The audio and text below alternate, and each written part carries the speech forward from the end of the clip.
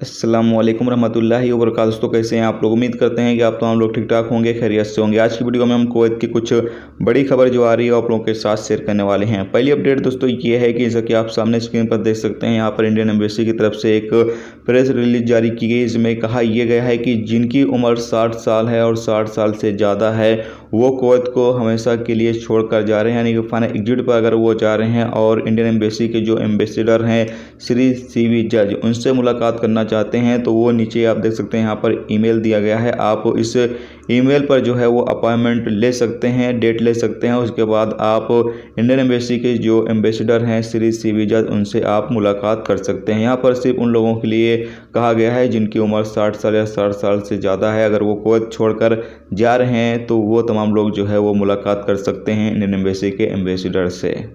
इसके अलावा अगली अपडेट ये है कि जो लोग कुवैत के अंदर बिना ड्राइविंग लाइसेंस के गाड़ी चलाते हुए पकड़े जाते हैं, जो अजनबी होंगे उनको कुवैत से हमेशा के लिए जो है वो डिपोर्ट कर दिया जाएगा, जबकि जो भी उनके ऊपर और कानूनी कार्रवाई है वो भी की जाएगी। तो आप लोग भी इस चीज़ का ख्याल जरूर रखें कि कुवैत के अंदर बिना ड्राइविंग लाइसेंस के आप बिल्कुल भी गाड़ी का इस्तेमाल ना करें। अगर आपके पास ड्राइविंग लाइसेंस है तभी आप गाड़ी चला सकते हैं। बिना ड्राइविंग लाइसेंस का अगर आप गाड़ी चलाते हुए पकड़े जाते हैं तो आपको कुवैत से डिपोर्ट कर दिया जाएगा हमेशा के लिए। अगली अपडेट ये है कि director general of civil aviation DGCA ने यहाँ पर बताया है कि 2 हफ्तों के लिए जो है वो इराक से जो फ़्लाइटें हैं वो ऑपरेट की जाएंगी, जिसमें सिटीजन यानी जो कुवैती सिटीजन हैं उनके जो रिश्तेदार होंगे और उनके जो रिलेटिव होंगे उनको जो है वो 2 हफ्तों में जो है वो कुवैत लाने के लिए जो है वो परमिशन दी जाएगी। यानी कि 2 हफ्तों के लिए यहाँ पर इराक के साथ जो फ़्लाइटें हैं वो ओपन की जाएंगी।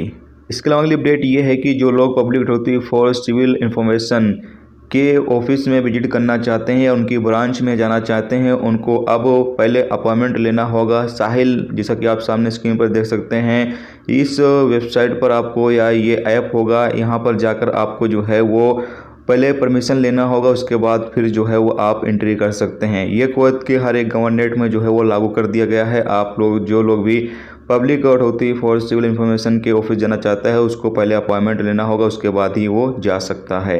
इसके अलावा अगली अपडेट ये है कि कुवैत में पिछले 24 घंटे में 56 नए कोरोना वायरस के मरीज रिकॉर्ड पर आए हैं, जबकि एक शख्स की मौत हुई है और 84 लोग ठीक हुए हैं। पिछले 24 घंटे में 16,399 लोगों का कोरोना टेस्ट किया गया है। कुवैत में इस वक्त एक्टिव केस की तादाद 833 है, जबकि ICU में जो केस है उनकी तादाद 16 है। तो ये दोस्तों आज की कुवैत की कुछ बड़ी और इम्पोर्टेंट अपडेट जो आप लोगों के साथ शेयर की गई। तो उम्मीद करता हूँ ये वीडियो आपको पसंद आई होगी। पसंद आई वीडियो को लाइक और शेयर जरूर करें। चैनल पर नए हो चैनल को सब्सक्राइब कर लें, क्योंकि यहाँ पर आपको कुवैत के हवाले से जो भी ताज़ा तरीन अपडेट ताज़ा तरीन जानकारी होगी वो देखने को मिलती रहेगी। वीडियो देखने का दोस्तों बहुत बहुत शुक्रिया। अल्लाह हाफिज़।